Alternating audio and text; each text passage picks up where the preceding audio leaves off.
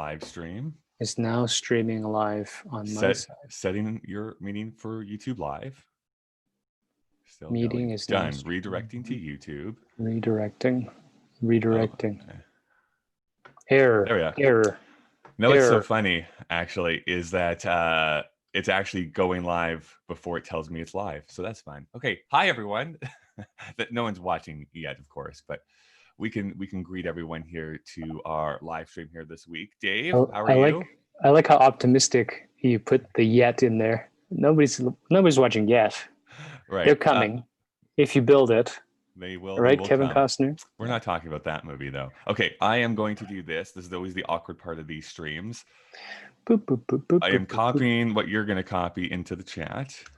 There you go. You can share that out. And I'll do the same thing over on my social platforms, boop, just to boop, let people boop, know. boop, boop, boop. So we'll go to Twitter. Boop, boop, boop, boop, boop. All right. Copy link. Link has been copied. I'm not even gonna preface this with any text. I'm just going to copy the link, paste. with no setup whatsoever. Yeah, fuck it. Wow. You know what's great about this is that there may be one of my 3 followers who actually just clicks the link because they have no idea what I'm trying to say, and then they will immediately log off when they see our face. I know, it's like, oh no, this is not what I signed up for. Guys, it's Saturday. Give me a break. I don't know. I think watching a movie that's 21 years old, where everyone knows the ending, is kind of fun. We are going to live talk. Oh, now your spell check doesn't work, eh? Normally. Yeah, exactly. About dead people. I had this all set up and now I can't do anything. Okay, great. So come and watch us discuss. I'm sure there's a better way to do this. Maybe someone can tell me that you can have that you know what the link is going to be before you actually make it. But all new technologies. I do not know how to do that. Do that. Let's close this chat window. Facebook. Boop. And then, you know, I'm going to full screen you. Oh, go. Okay. I thought only my closest friends are able to do that, Dave. Oh, and then, hold on. Yeah. I think that's reasonable because then I'm in it. Yeah. Right? I'm in it. It's important to be in it. In the moment, as they say. I just saw your tweet. Oh, did you? Post. Being on Twitter's poisonous, man. It is. There's no reason to use it, but this is where we're at in our society. And I can't untweet. I just want them to be able to let you edit your tweets. That would be... No, that would defeat the purpose. Oh, no, you'd have even less credibility on already a very... Well, you could see like the changes over time if you really... You know, we talked about at our podcast brunch club. If anyone watches this, we have a podcast brunch club. I invited a friend who's a big podcast listener, so we'll see if he shows up. Notice that my head is cut off, so I'm just going to move my computer back. And okay, great. We are recording, of course, our episode on The Sixth Sense. If you will watch last time's live stream, this is going to be really weird because this episode is going to come out before that episode that we've already recorded. So we have to kind of keep the time in our minds here a little bit. So, David, we're going to do our cold open for, you get to see how the sausage is made as I keep telling people that are here. Awful. Yeah, that's right. So, Dave, you're going to walk in. The room's going to be super cold, and I'm going to be furiously kind of like writing in my notebook. So, and scene. Oh, Kyle, why are there so many sausages in here? No, sorry, we're doing a different thing. All right, excuse me. I just need my protein, man. Oh man, Kyle, why is it so cold? Turn up the heat, man. It's freezing. No, I have to stay focused. If it gets too warm, I don't become focused. That witch from last week, they gave us these runes for me to decipher, and I think I'm almost there. What are you doing to decipher the runes? How do you decipher runes? It's a complicated like A/B type problem of like cross-referencing, footnoting. It's a whole thing. I just rest assured that there is a very realistic plot explanation for it. But I think I've got my first one. It says, "I see red pebble." Hmm. No, that can't be right. Did All right. you open all your cabinet doors just now? He was trying to find something to eat, hence the sausages hanging from the roof. All right, we'll copy and print that. The magic of podcasting. And Jen Hall is here once again, so she's Jen. keeping us honest. There was We two should. people for a bit, so you're probably right about your friend pushing play and be like, "Oh, what is this?" Yeah, I was totally somebody that I know was like, "Oh my God, that's shouldn't have clicked on that link." I can't see Dave this early in the morning. No. I think we should get Jen some kind of platinum membership reward, That'd right? be nice. I First agree. supporter. Yeah, we'll get her. We'll give her your T-shirt that you're wearing on right now. Yeah. No. This is mine. This is my church. Okay. Welcome to Kyle and Dave versus the Machine. My name is Kyle. I see dead people. And Oh this no, is the, I'm Dave. oh, Yeah. and this is The Machine, a podcast where a sentient machine forces us to watch movies in order to prevent it from initiating the apocalypse. Although we do tend to talk about the ideas of the movie rather than the movie itself. Today, we're going to be watching the film The Sixth Sense. Ooh. Trailer's playing, we come back in. Dave, I find it remarkable if you don't have some type of relationship with this movie, having been alive in the 90s. But what is your Wow. history with this movie? Wow. Yeah, I love this. I loved this movie. When it came out, it was one of those movies where you leave the theater with your mouth agape, as we used to say in the olden times. Yeah, the twists, the turns, and I think there's a reason why our British friends pronounce this correctly. M. Night Shyamalan, huh? Is that right? Yeah. Became a household name in a sense. I mean, this He did. movie built, yeah, like so many movies we watched this year, built some genre-defining moments. Well, yeah, I was thinking about that, like really going over some of our films that we've already watched. You have The Matrix, which became like this huge cultural imprint, and like Red Pill versus Blue Pill became part of the conversation. We've had Fight Club, which is like rule number one. You don't talk about Fight Club. Like that is still talked about to this day. And you have The Sixth Sense, which is like got famous, yes, for the big twist that happens at the end. And I think really became the driver for a lot of films to do it that way. We also had Star Wars Episode Actually, 1, The Phantom Menace, which that's right. became the trope that Star Wars was no longer going to be a reliable franchise. So, so that was a defining moment of '99. That is right. 1 second, Dave. My recording stopped. So let me just Classic. redo my GarageBand recording thing here. That's hilarious. Boop, boop, boop, boop. Yes. Garage Band. Is that a That's- plug? Do we get money from Apple? We do not get Come money. on. I wish. That'd be nice. First stars, now Apple. Who's next? Huh? We need money. I know. Give us all your money, please. Spotify. Yeah, just really keep rolling them on there. Yeah. Yeah, like these huge genre-defining movies, right? That were just like, I can't believe how in 1999 alone, there was literally at least those three, and I'm sure there's probably even more that are out there that really just changed the culture. Yeah, it's pretty fascinating. And I think you brought up in a previous episode recording that this was the beginning of actually talented child actors.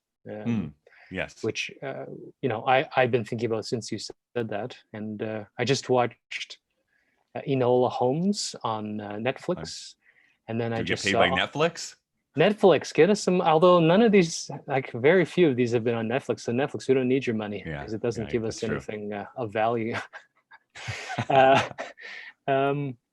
I just saw her on I don't know, Jimmy Fallon or something, and she's all grown up. And I feel like she might be another. Actually, you know what? Natalie Portman probably is the start of talented child actors. But yeah, but I mean, yeah, there Haley definitely Joel. were some throughout the years, right? Like you can go back in time and have like Tatum O'Neal won a best supporting actress for Paper Moon in the 70s. Um, oh my gosh, what's her name for the piano had won just a few years before this.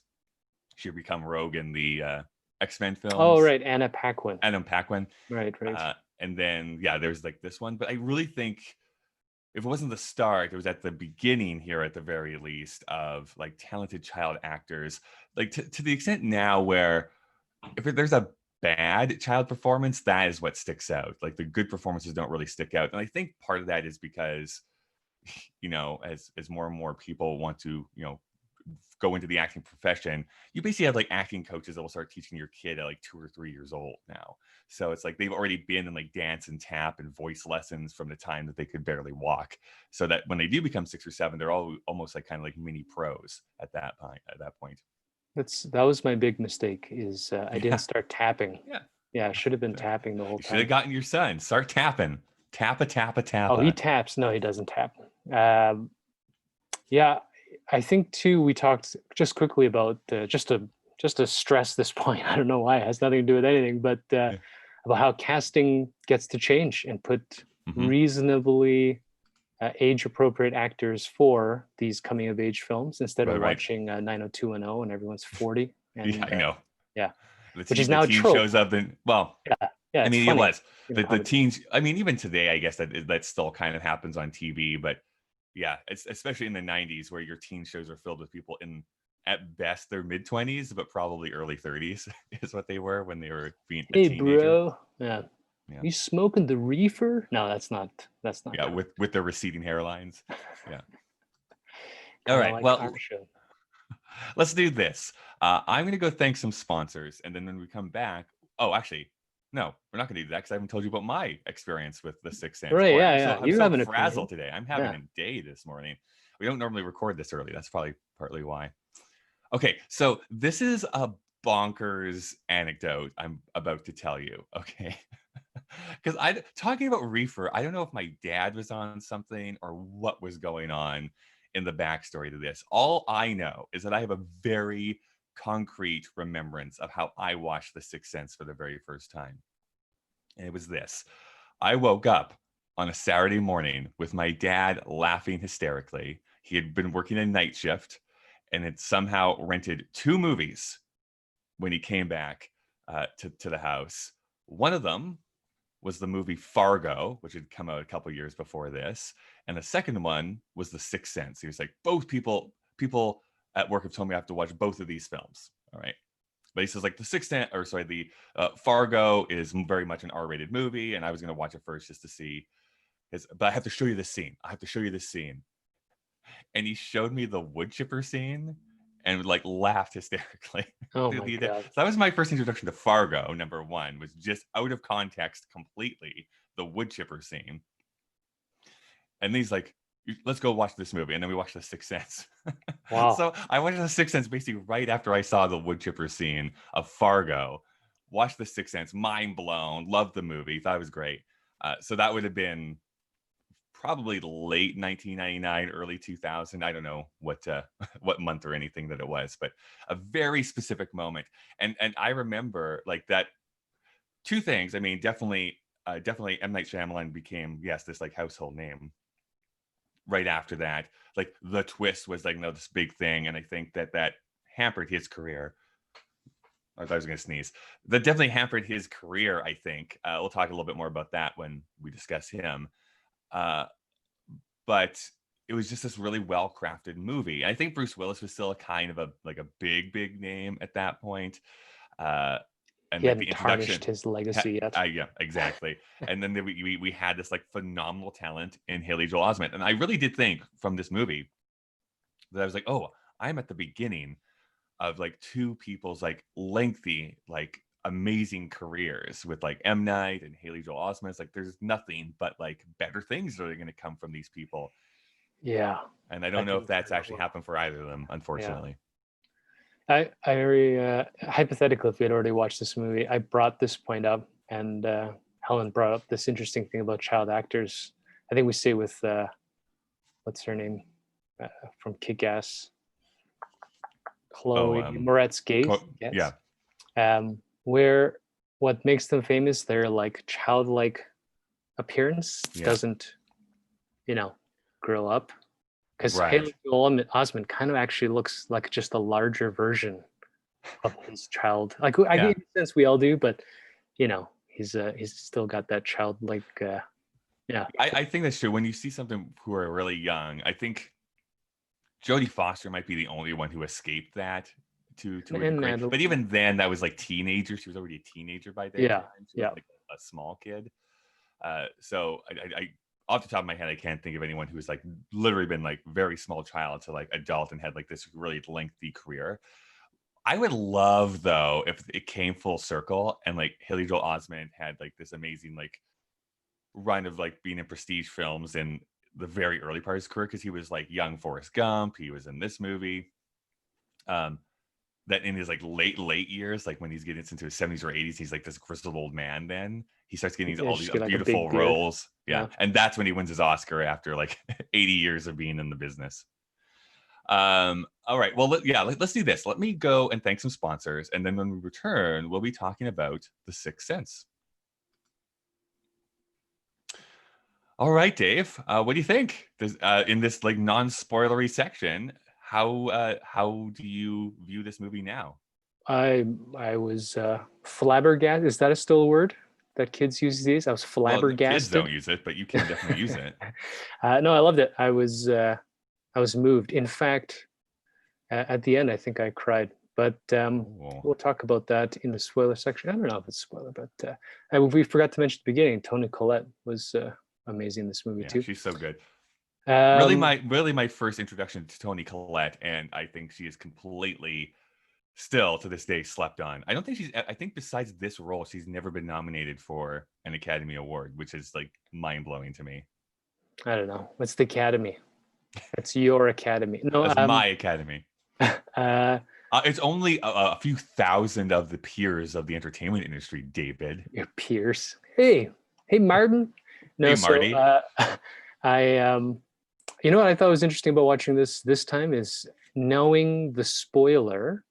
Um, you have this context where like, so I guess knowing where it's going to go, I appreciated all the subtle nods to the spoiler throughout the film. Mhm.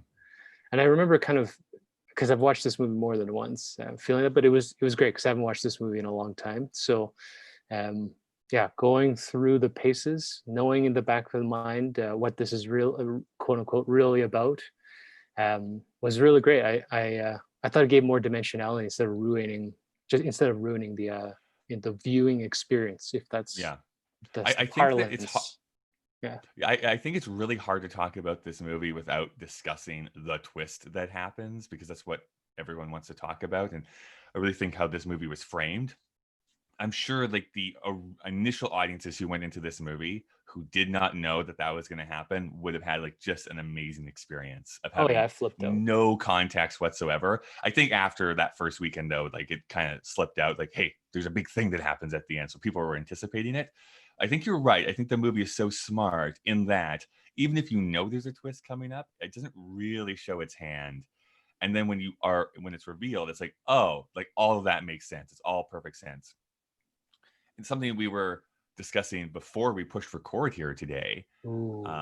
is the fact that uh, we this twists inside of movies, I mean, have happened for a long time, but I think there's an even bigger push for a lot of films, especially in the horror genre, to be like, there has to be like this big revelation at the end that's going to completely reframe what you think. And my opinion is that when movies try so hard to be a twist at the end, they somewhat fail becoming just a good movie. And this movie is a good movie with or without that twist at the end. I think it does add some dimensionality to it. I think it's more thematically resonant with that twist. And even M. Night, I think, as he went on, felt that he had to match that or exceed that. to his detriment, because sometimes it would have the adverse effect where it's like, oh, well, that kind of makes everything that happened before this a little bit dumb instead of like actually additive to it. But I don't know if you have any additional thoughts on that. Well, I mean, I agree. I think what makes this one interesting is the amount of planning and intentionality, and that perfect measure where his storyboarding and his concept actually translates onto screen. And I think that a lot of other projects, and this may not be reflective of the writer or the director, this may actually as well reflect on, as we always bag on, the production companies or the executives who get to greenlight this shit or order resequencing, etc. But it is very difficult, I think, to weave a story visually, A, without giving something away, but B, while giving enough of a nod that you have to have some type of subliminal or subconscious sense that something's going to change. Because sometimes movies go too dumb the other way, where the twist is kind of like, oh, well, fuck you, like, Right. Yeah. and then, you know what I hate? When they resequence at the end to show you all the stuff that happened that you didn't see on screen. I'm trying to remember which movies are like that. Sadly, the one that pops up in my head is Wild Things. I can't believe I watched that piece of shit. But I think Soderbergh had one where it was like that, where at the end he just threw. Maybe it wasn't Soderbergh, but somebody. I watched sort of a crime movie where at the end there's a 5-minute montage of things that weren't on the screen. I mean, you're like, well, guess what? Mm-hmm. The characters were doing this in the background. Like, how the fuck would I know that? Right? Like, what's the point of? There was. I forget. I wish I could remember. Me forgetting the name of it too. I remember it had Aaron Eckhart in it. But it's a movie lost of time. Doesn't matter. It also had Matthew Fox in it. So someone can maybe let me know what that movie is called. But basically, the whole thing is like the movie intentionally doesn't show you 30 seconds of a scene. Rest of the movie happens, and then they flash back to like that 30 seconds that it intentionally cut out. And like, oh, okay, well, this makes the rest of the movie so much less interesting because you intentionally just cut that out. Right. Whereas in this movie, again, they show you everything. They're not withholding the information from you. Your brain is just interpreting it to mean something when it actually means something else. So when they do those slight, like going back in time, it's like, well, wait a second, like they were having a discussion, like, oh no, they actually weren't. I just filled in the blanks when they actually were not. That wasn't what was happening.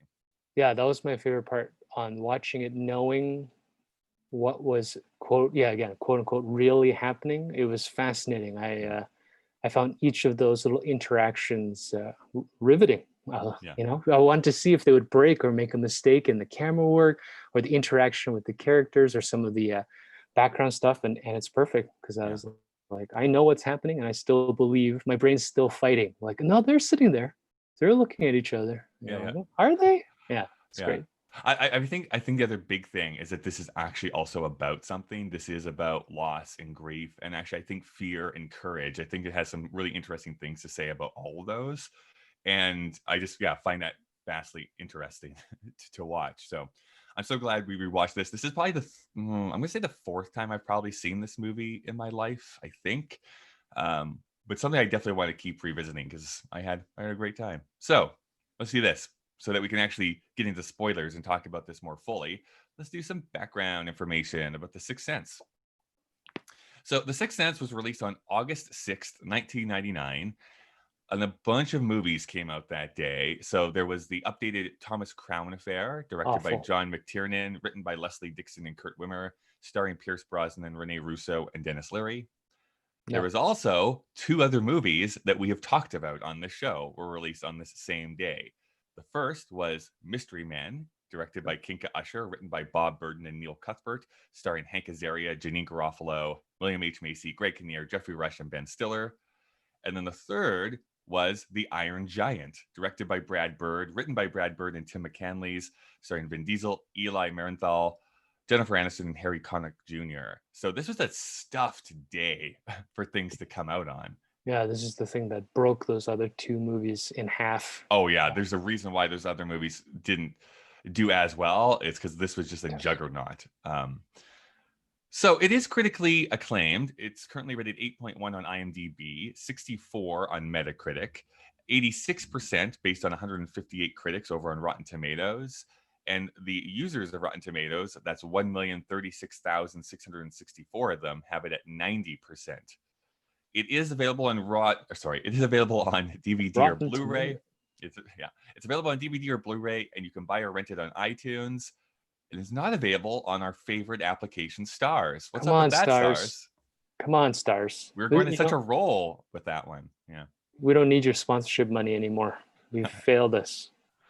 No, we do need your sponsorship money. Yes, please. And call us back. Yeah, thank you for your $6 app and your quality streaming platform. Its budget was $40 million. It opened to $26 million.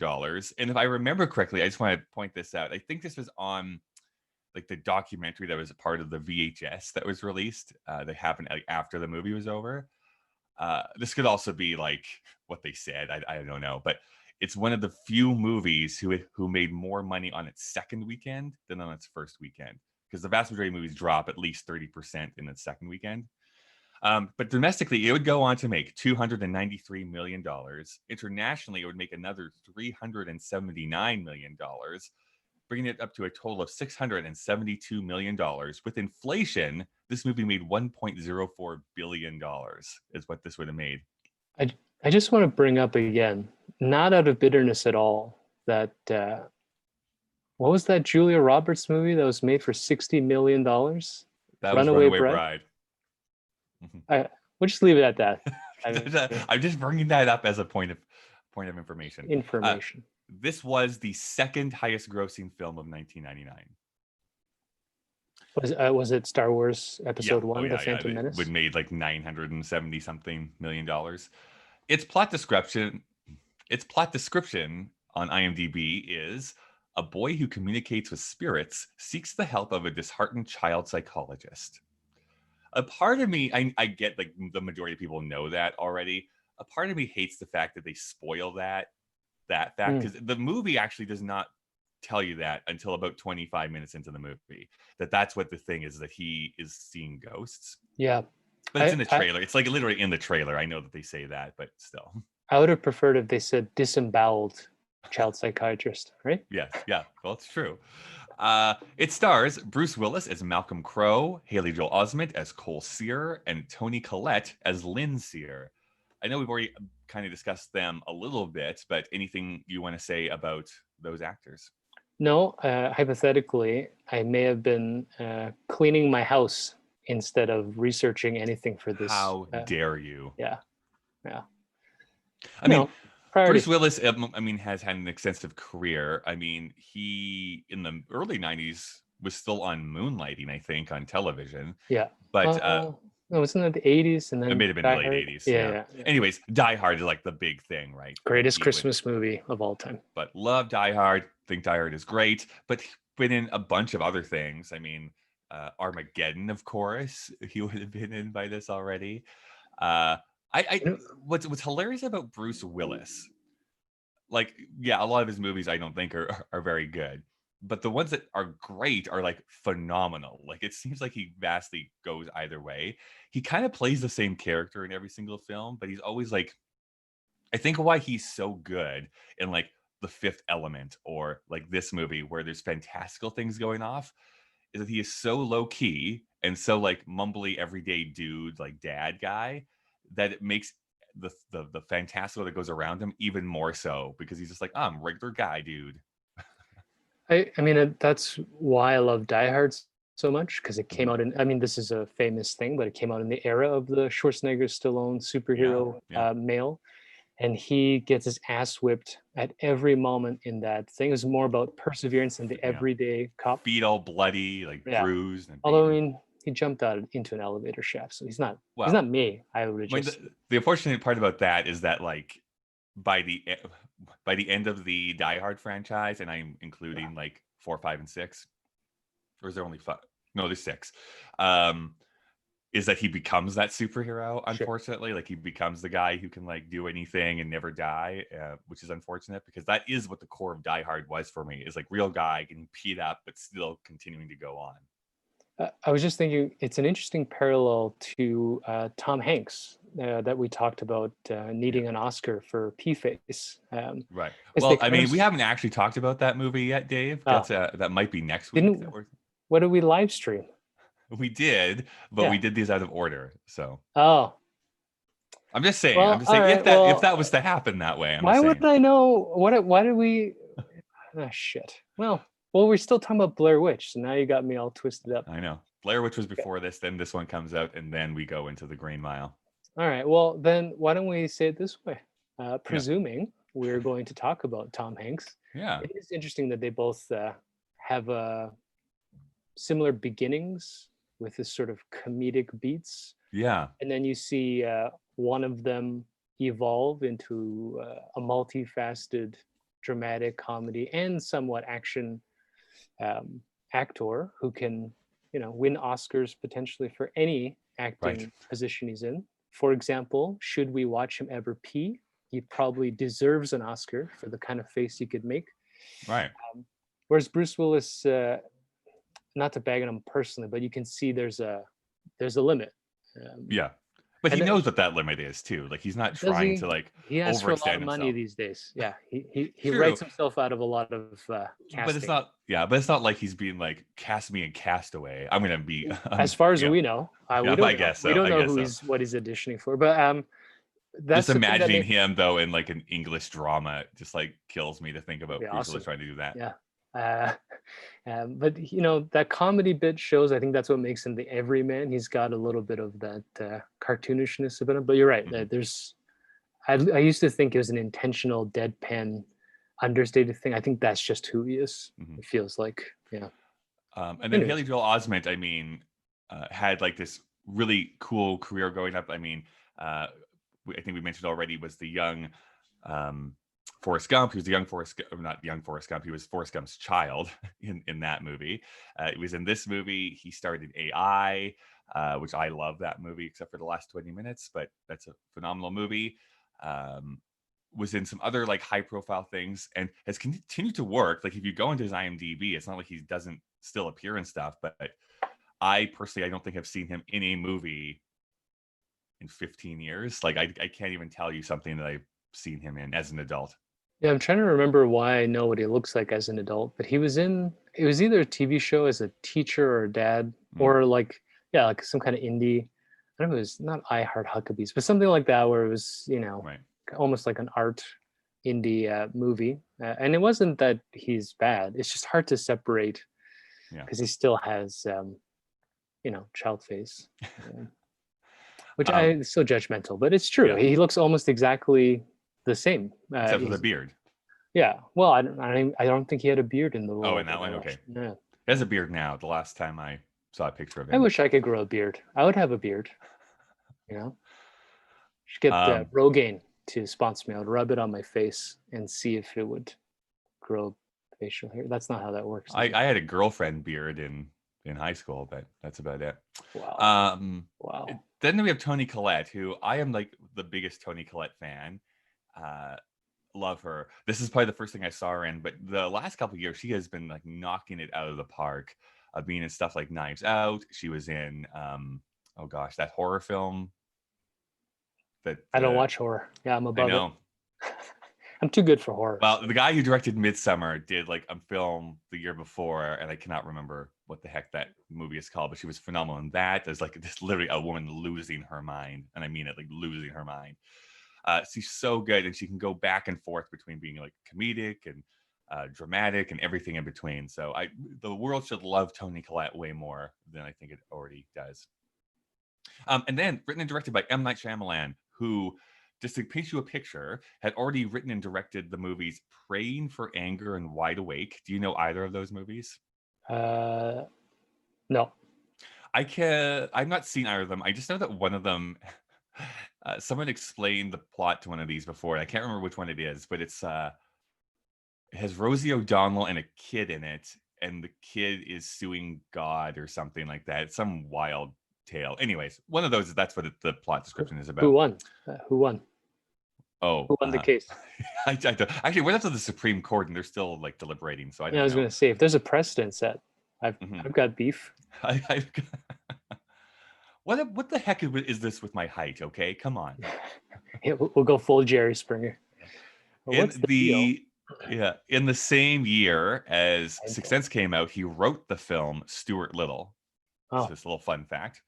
But then this would skyrocket him after this movie made so much money. He would then follow this up with Unbreakable, which I am a fan of. I like Unbreakable. Signs, which is, I think, 75% a good movie. The Village, which I actively hated, watching it in the theaters. Lady in the Water, which I did not watch, so I don't know. And The Happening, which is considered one of the worst movies of all time. good. Uh, he then made two other disasters, which was The Last Airbender, which is like the less said about that movie, the better. Go and watch the cartoon because it's vastly superior. And then he came back with After Earth, which was also a pretty big box office and critical disaster. Is that the one with Will and Jaden? Yeah, Will and Jaden Oh, I Smith. didn't know that was a M. Night Shyamalan Yeah, movie. That it makes sense. was. I think what happened, like from The Last Airbender onward, he kind of has now gone away with trying to write twists, and I think that might be a benefit. That being said, he returned with The Visit, which was a horror film that was actually very well reviewed. Like a lot of people like that movie. And then he recently made Split and Glass and is currently filming the film Old. Have you seen the movie Split at all?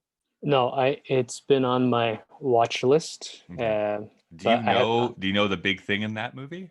The big thing as in what's What's his revealed at face? the end of that movie? Yeah, Like, like do you the know what the twist? schisms. Yeah, Yeah. Okay. yeah. Okay. I won't say that in But I case don't know there's how it's anyone. played out. Yeah, I don't understand any because I haven't seen. I didn't know that, and that was Ah, not marketed for right. that film when it came out. And so when I was listening to when I was listening to another film podcast, they were like, "You need to go and see this film, and we're not going to tell you what What happens it's at about. the end. We're going to talk around it, but like, go and watch this." And then I watched them like, "What?" And like, like that blew my mind too. Unfortunately, Glass, the follow up kind of sequel to that movie, is not good. Anyways, just saying. All right. That's Judgmental. It's fine. I, Yeah, I mean I'm you a got fan. opinions. I'm a fan in general. I think that he may have gotten so much success so quickly, even though he had made a couple films beforehand, that he felt compelled, like I said, to just write twists rather than writing good movies. That's I, my feeling. I'll throw this out there. I saw this part because I had to turn it off because it got a little too personal. But Mhm. there was a YouTube video asking why Hilary Swank no longer is capable of making good movies, and I Mm, wonder if this similar thing is true. It's a bit of a lightning in the bottle yeah, theory, where this event happened. It like yeah, 600 and whatever $1 million. So we have this assumption that this guy's going to be the greatest film director, anyway. the next generation of Kubrick, where Well, everything I at think this yeah, point. it's almost like the next generation of Tarantino almost, who would Yeah, became like a household name for a very specific type of movie and could generate box office like he does. So and then it didn't happen. did not happen. No. No. Um, so there that is kind of our background information on that. Let's get back into talking about the Sixth Sense. And yes, from this point on, we're going to be Oh, revealing we're stuff that spoiling it. happened. Yeah, I mean, spoiling this suckers. 21-year-old movie, I should point out. So I think the time has well and truly passed for people to be surprised by this. But I want to start there. Like, I want to know back in 1999 when that first was revealed to you versus now. Does it hit differently now, or how? What are your feelings on the twist? That I mean, I should just be clear of Bruce Willis actually being a ghost for the what? majority of this He's the film. ghost? He But is a I ghost. missed it. Yeah, Uh, this is actually a prequel to the movie Ghost. Many that's people why don't there's know that. so much pottery in it. No, So much pottery. They're just covered in pottery the entire time. um, I will say this, which I think so I loved watching it again, knowing that he is, I suppose you could say, there, but not really there. Yeah. And I, the final reveal actually fell flat for me because by Mm, then I had started thinking Bruce Willis is not actually a particularly good actor. mm. And I think it's not that he's bad in this movie, but compared to Haley Joel and to Toni Collette and Right. I agree there. Yeah. even she's kind of not famous, but that British actress who's his wife, Hmm. I don't remember her name. I mean, she's fantastic in it, and he starts getting overshadowed by the end. Where I mean, even Misha Barton, is that Gossip Girl or whatever, when she's puking herself, and I'm just like, that's incredible. She was in the OC. Oh right, Dave. OC. Some show I didn't like that Helen loves, and I even that, right? You're watching, it's so visceral, and she's actually Yeah, like disgustingly good in it. yeah. Um, so all of the character actors are great, and by the end, when it comes to the moment, that tender moment where he's saying goodbye, I was like, I don't care. Like, just roll credits. I get it. I got it. Just Uh, ascend to heaven already. God. Yeah. I will kind of disagree with you. I mean, I don't know if this movie, as it's shot, works without him being a ghost. I mean, that's the whole tension, especially rewatching it. No, yeah. But I think what I you mean, that's mean what it's is, leading up to. But I guess what yeah, I'm trying to say is that I think more to the point of what I'm trying to say there is that the movie doesn't hinge on that fact. Technically, you could have revealed that fact at the beginning, and it still would have been sure. resonant because the true story of this movie is Toni Collette and Haley Joel Osment reconnecting with one another. Like that's really what the base of this movie is, and the Bruce Willis character and his wife is like bookends to me. Like it's like they're at the beginning and the end to wrap everything up, but the main point in the rest of that is Haley Joel Osment coming to terms with what his power is and figuring out what to do. Yeah, I also think that undercurrent of that age-old idea of a ghost and purgatory and having unfinished business is fascinating. Mhm. Um, Do you know where just that to, comes from? By any chance? historically, no, I don't Because remember. historically it has, because it was definitely out before this movie came out. That idea that ghosts were really around for unfinished business. Oh So I yeah, don't know if that's that's a centuries old. Dickensian thing or what, but No, I mean, I was, my first thought was Dante, but I don't know. I don't know. I've never mm, researched it. I just assume it's like all of the great things like holding your breath in graveyards and all that kind of shit. um, Whatever their source is originally. But whatever it is. And again, I guess I don't know like the deep history of ghost fiction, but for me at least, this is the one time where that concept gets put out and the ghosts are not there just to scare the people, right? And then it's like in a lot of those stories, it's ghosts are there. Protagonist finally figures out it's a ghost, and it's like, okay, what is their unfinished business? And let me go and figure that out and do it. And here, it's like ghosts are here. Okay, we're gonna deal with that by just going and asking them, hey, what do I need to do to help you out? Right? That's a little bit of a different take on that story, where it's them going out and lending out that hand rather than being scared, running away, figuring it out, and then it kind of deals with itself. yeah, and I think that there are great, I don't know, moral suggestions there about the balance and unfinished business and all this kind of stuff, living the right life. It is interesting that the one depiction of that close circle is a murder mystery in 2 minutes. Yeah, yeah. Um, and speaking of kind of like not the scare, I mean, with the exception of the abused wife in the kitchen, the ghosts are generally depicted as horror, like gory, Yeah. broken, disgusting murder people. But they do are depicted in a sort of almost an empathetic way, where they're shown to be suffering and needing help in some way, which I liked better than the other horror movie shticks. Of the whole point is to make you wet yourself, um, and I thought it was actually creepier than watching that other garbage movie we watched. I have a funny story about that, so I don't know what the sequence of release is, No, but last week we watched The Blair Witch. okay. So um, at the elevator at my psychiatrist's place for social Hmm. distancing, they're only allowed 3 people in the elevator, but they put footprints Hmm. to show, and they all face towards the corner of the elevators. And I got in the elevator, and 2 women were actually sitting there staring at the Shit. corner. Holy shit. I almost took a picture, and then I thought like to send to you, and I was like, I don't know. It feels like a bit of, even as a photographer, I was like, it feels a little bit of an invasion of privacy to watch these 2 women look away from the See, horror of my company in the elevator.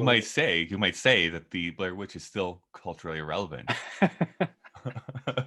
um, yeah. So But I think you're right. I think that the ghosts around him are meant to be horrific and terrifying.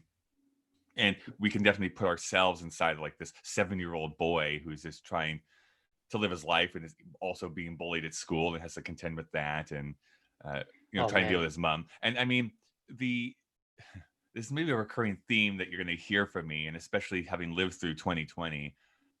My thought watching this movie now in this year is like, once again, it is a movie that maybe we didn't learn enough from, and maybe I'm asking too much from my films, but it's like the wrap up of this movie is like, let's be kind and reach out to somebody and help them rather than be terrified and push them away. So when we're confronted with terror or something that makes us uncomfortable, our initial response is yes, to run away or to push it away from us, rather than approaching it and being like, how can I help you? What do you need from me? And I mean, like, I'm not doing that either. I'm just saying, isn't it an interesting way to approach that problem? We'd be better at doing that if stars would call us back and give us more money. No, Yeah. I think I think Then I could help people from my high-rise apartment. I like from the penthouse. You can invite you know. No, I think that's counter. I agree with you, and I think that's counterbalanced also by the reflection of how cruel humanity is. Mhm. All of those broken souls who either die violently or through some type of malice or suffering. They show real events. Like the courtyard hanging of people. If we were going to watch a movie that involved corporal punishment next, this concept of hanging people inside a judiciary building is Yeah. fascinating. I mean, they weren't talking about this idea of a ghost because they're a witch and they have evil intent. These are, whether they're Real innocent or people. not, it's just, yeah, it's about the sort of visceral acts that human beings are capable of. The abused wife who's self-harming, like that shit's, it's dark, but it's not scare horror because you have that thought like, this is stuff that really happens, and have I acknowledged it? And then Haley Joel Osment becomes that figure where the moment he acknowledges it, he can find some peace, like you said, in an action that Mhm. in his world he can directly uh, resolve some of these issues.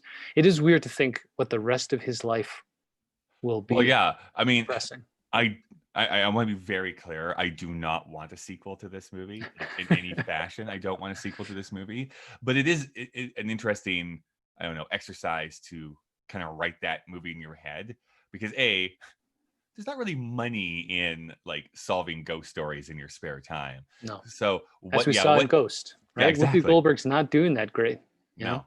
So make some pottery, I guess, on the side. No, like. So what does he do? I could foresee him becoming a child psychologist, like the Bruce Willis character, eventually, and doing this while he can. My other thought is that he goes and tries to find other people like him, because he is not the first. We're led to believe that Donnie Such a Wahlberg was Marvel. also. He's such a Marvel guy. So he's going to assemble a team of superheroes that all No, have. no, no. I'm just saying so that he knows what's going on and he knows how to help them, right? Right. So he can go and go through that. But And the apocalypse. yeah, I think the seventh sense is probably virtual sex suits. I thought When that was you called get. virtuosity. uh, I think you're right. I mean, I hope, unless you're hearing the grapevine that they're actually talking No, about sequeling it. maybe, who knows? Like as M Night is likes to do, sometimes he likes to film things and just release them without letting them know how they intersect with other stories. So maybe that's what Old is about. Maybe Old is a Sixth Sense sequel that he's Yeah, I was not going to letting quickly people know ask about. you, do you think, because the rumor, because I didn't watch Split or Glass, but they're supposed to be in the same universe as Unbreakable.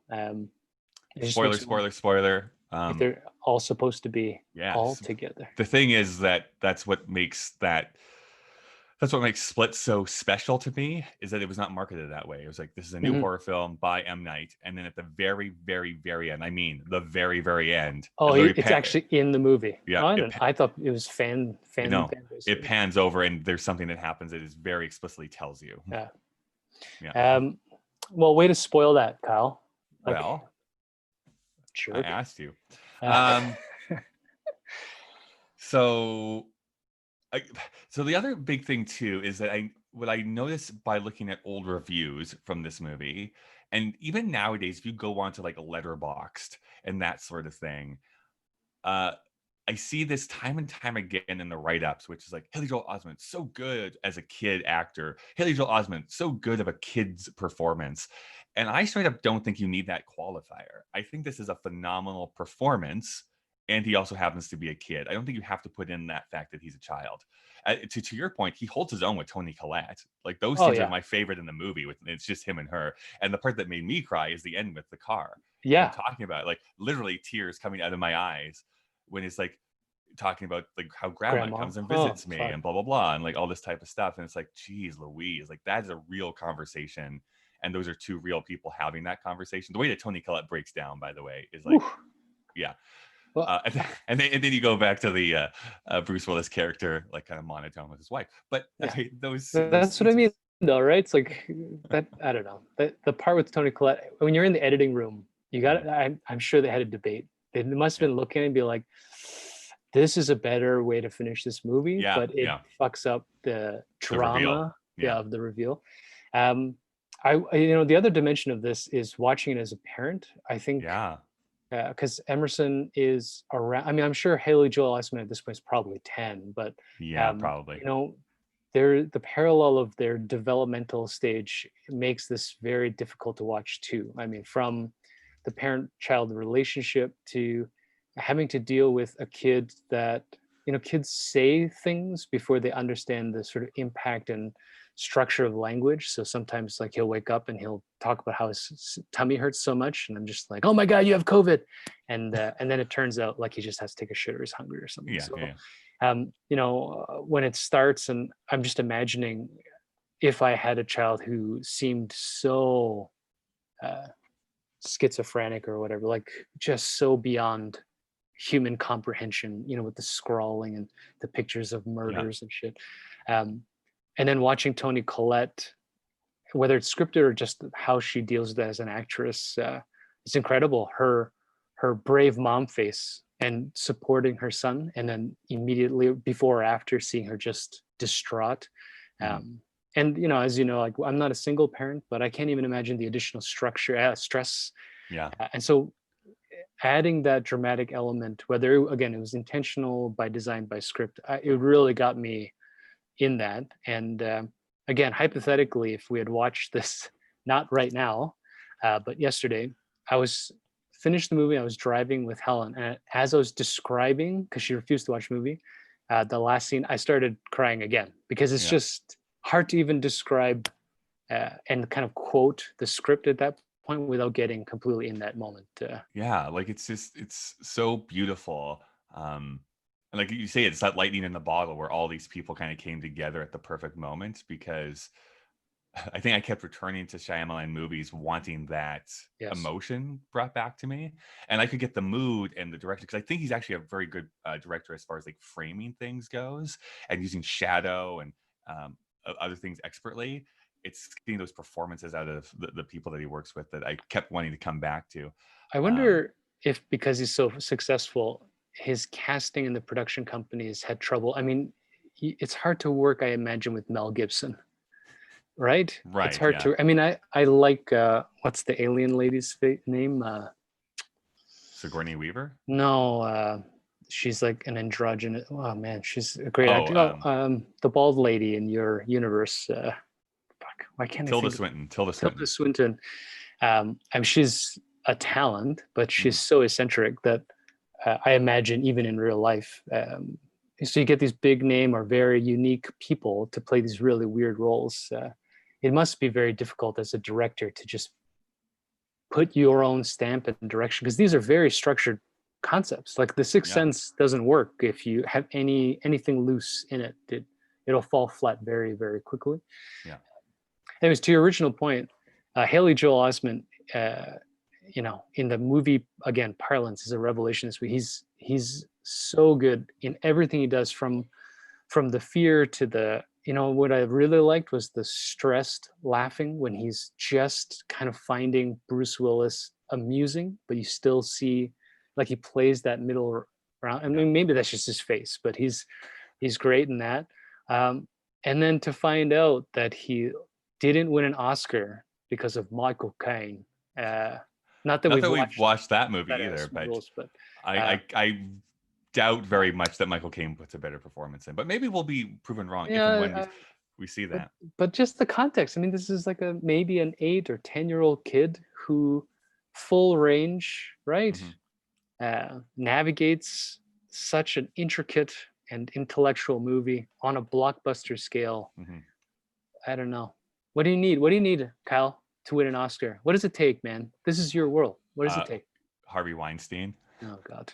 That's basically probably what is the actual reason. I'm sorry I brought that up because there might be some gross history there too. So we'll leave that alone.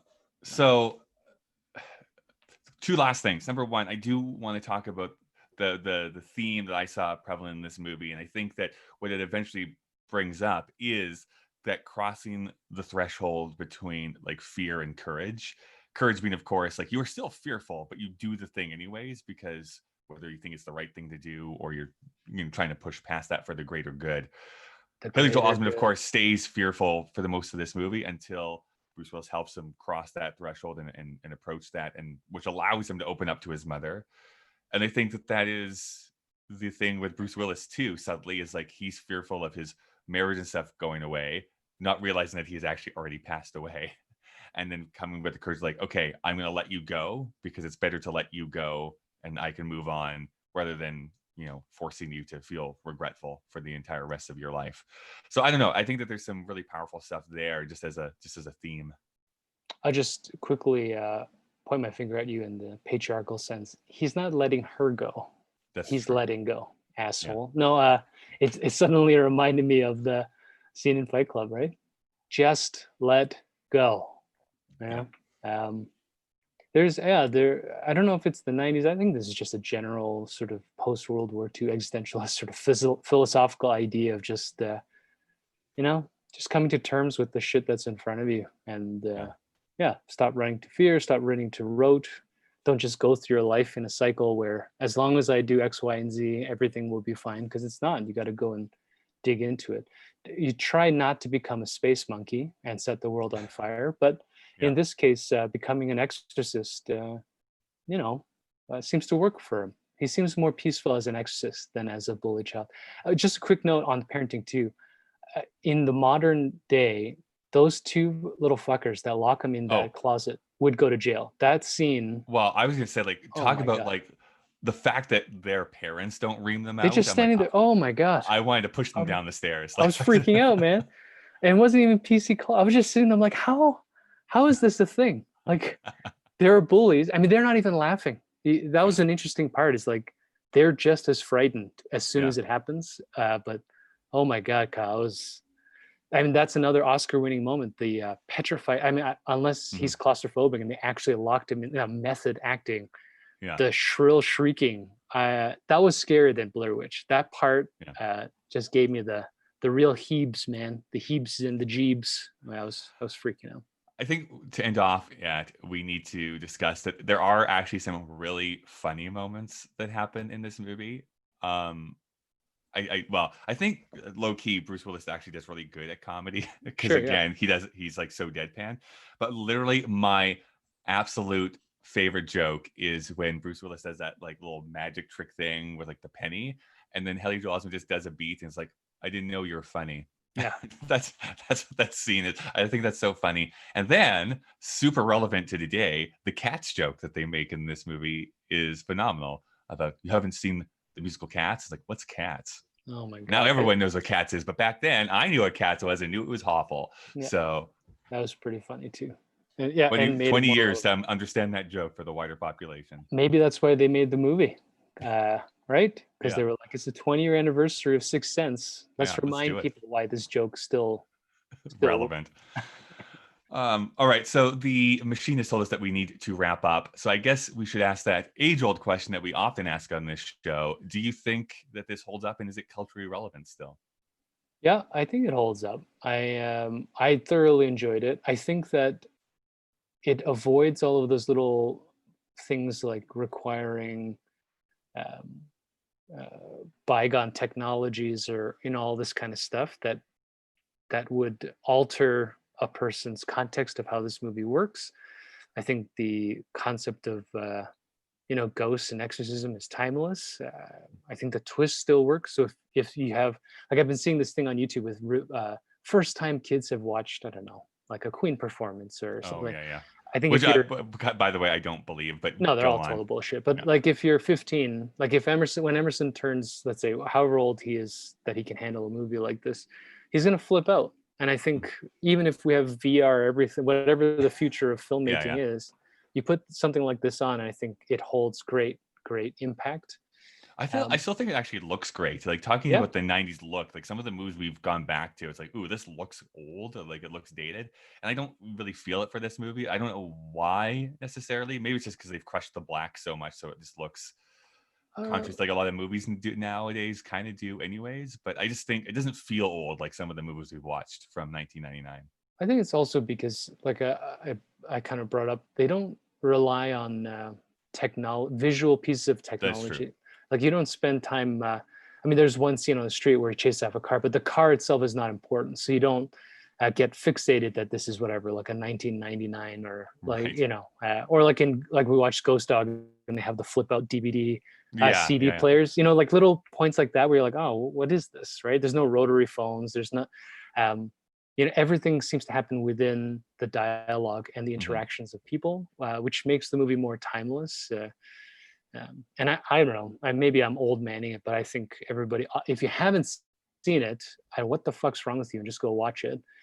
And I think forever, future generations of young people will find great entertainment. And if they're nerds like us, pick at this. There's a lot of great layers um, in this. So I think it holds up very Yeah. I think this fantastically is. well. Yeah. Yeah, I think this is, even in another 20 years, I think people are still going to be talking about The Sixth Sense. And I don't know if I can say that for a lot of the other movies that we've watched this year. There's going to be a few of those ones that continue through time, like there always are. But this is one of them that I think is going to be high up there. I think that's why at the beginning, when we talked about this genre defining, there's three movies that are on it, like Matrix, Fight Club, Sixth And this, Sense. yeah, Yeah. I mean, as much as we liked so many of the movies of '99, I mean, they're timeless. You could watch The Matrix now with the same thing, right? With like a yeah, kid, and they'll still get blown away. This is that movie. I think it's just it's great. This is why M. Night will always get at least 60 million, $40 million to make movies. It could be yeah, bombs yeah, the rest of his life, and he will always get $40 million as a minimum yeah, budget. yeah. He should remake not he should remake Runaway Runaway Bride. Bride. The twist is that the audience was And dead that the movie entire needed a time. twist, man. Yeah. All right. So the I should just point out to everyone here, I should just point out to everyone that if you want to give us your impressions of this movie or anything that we talk about, you can definitely send us an email at kyleanddavevsthemachine@gmail.com. You can also hit us up either on our Instagram or Twitter, which is at KDVSTM.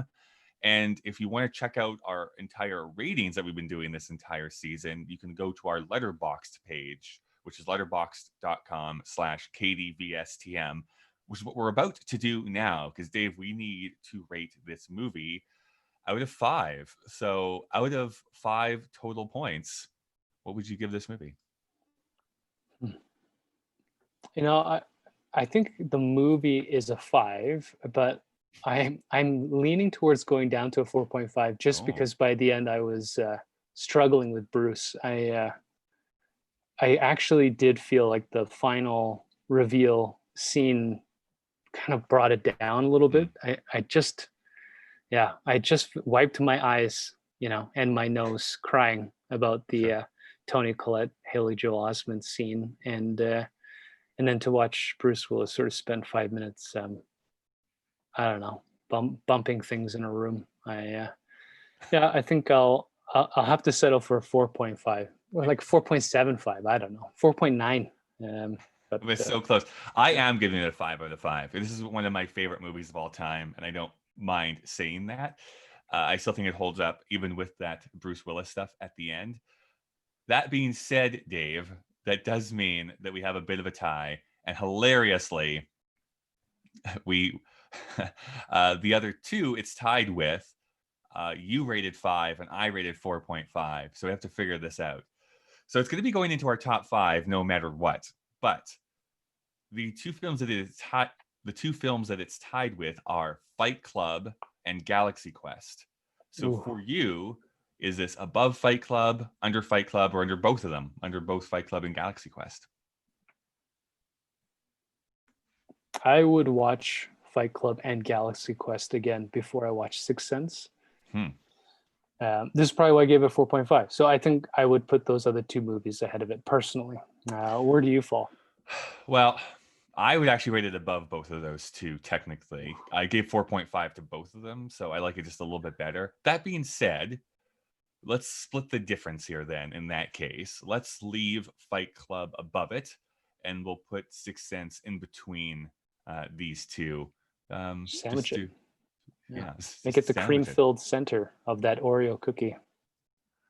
So the turkey. The most fascinating part of me. Yeah, there we go. Okay, so that means that entering our list at the number 4 position is The Sixth Sense. Can't wait to see what we're reviewing here next. So let's find that out here right now. I'm going to push this little button. It's going to be a shock. We haven't talked about it. Yeah, we have definitely not talked about this yet. Definitely have not talked about this one yet. And I have a feeling, just because I'm a nerd about this sort of type of thing, I think the machine is making us go through the Best Picture nominees here of 1999, because Sixth Sense was nominated. And this film, The Green Mile, is also something that was nominated. When's the last time you watched The Green Mile, Dave? It's been a while. I can't remember much about this movie. So it'll be great to revisit it. Mm-hmm. In the sequence in which we planned on watching these films. That's right. Yeah. Yes, definitely. It's been a while since I've seen any this performance. So it's a long movie though, Dave. It's 3 hours. Like I don't know if it's going to be able to justify its length or not, but I guess we'll find out next week. Yeah, that episode will be particularly long, waiting for us to watch it while we live stream and watch this movie together. 3 hours. Yeah, that's going to be a big one. Yeah. Anyways, I guess it is pretty cold in here. I actually am going to make some soup here for you. Just don't look at the special ingredient I like to pour into this. I feel better now. That's right. And don't go play outside. You know how you get. All right. Kyle, I'm ready to communicate with you now. How creepy was that? I'm ready to communicate with you. All right. We did have a few people watching here, actually. They didn't make any comments, but for those of you who are watching after the fact, thank you so much for joining us here. I am going to end the live stream, and technically, actually, what is coming up next? The Cider House Rules. That's what we're going to be watching. Watch the person who defeated Haley Joel Osment for the Best Supporting Actor that year. We'll find out, but is that a Pity Lifetime Achievement Oscar? No, he'd already won one. Oh, yeah. He won for Husbands and Wives, or one of the Woody Allen films that he was in. He won for. We'll see. I'm going to have a big chip on my shoulder when we watch that movie. Because it wasn't even very well liked at the time. So, that's what I mean. Like it's weird but that it was not. Yeah. It doesn't mean that his performance is bad. True. That is true. Yeah. So the movie might be bad, but he might be good in it. That's happened before. So I'm going to press stop on the main recording device. Oh, and I'm going to push stop on this too. So I'm going to push that. Bye, everyone. Thank you.